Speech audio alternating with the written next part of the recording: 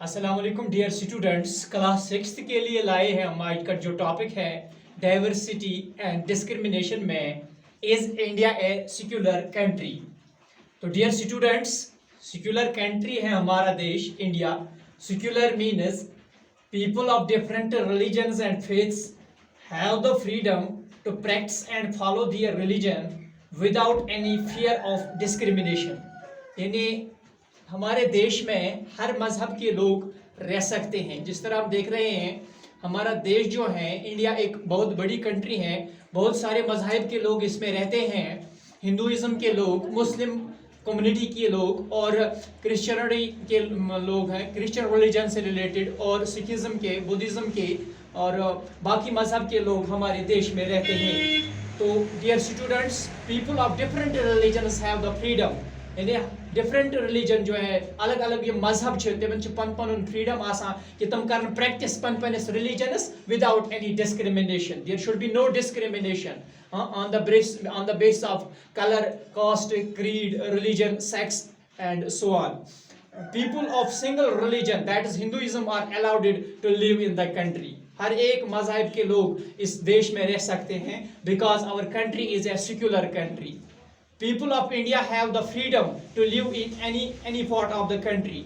जो हिंदुस्तान में बहुत सारे मजहब के लोग रह रहे हैं, इन्हें ये फ्रीडम है, इन्हें ये आज़ादी है कि ये हिंदुस्तान के किसी भी पार्ट में, किसी भी हिस्से में, किसी भी रियासत में, किसी भी यूनियन टेरिटरी में रह सकते हैं।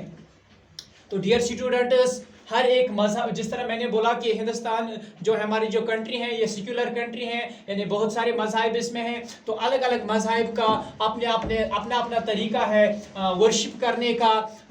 तो जो हिंदूज़ हैं वो टेम्पल्स में वर्शिप करते हैं, और जो मुस्लिम्स हैं तम चिकरा मस्जिद मज, यानी जिससे हम मस्जिद कहते हैं, और सिख्स जो है गुरुद्वारा में इबादत करते हैं, और जो क्रिश्चियंस हैं वो चर्च में इबादत करते हैं। इसी तरह अपनी अपनी बुक्स भी हैं, सब जो रिलीजियस बुक्स हैं वो अपनी अपनी, जिस तरह मुसलमानों की जो रिलीजियस बुक है प्यारे बच्चों वो कुरान पाक है, इसी तरह हिंदूज़ की गीता है, और जो सिख्स हैं उनकी गुरु ग्रंथ साहिब हैं, और क्रिश्चियनिटी के जो लोग हैं, ईसाई मजहब के लोग हैं, वो बाइबल को मानते हैं। तो dear students, all Indians are equal on the basis of caste and creed. अगर हम हिंदुस्तान में देखेंगे तो सारे मजहब के लोग इक्वल हैं on the basis of creed, जात पात जिनकी जो कुछ भी है, या किसी की क्रीड क्या है, यानी रिलीजन किसका क्या है, लेकिन हिंदुस्तान में सारे लोग इक्वल हैं। That is why India is called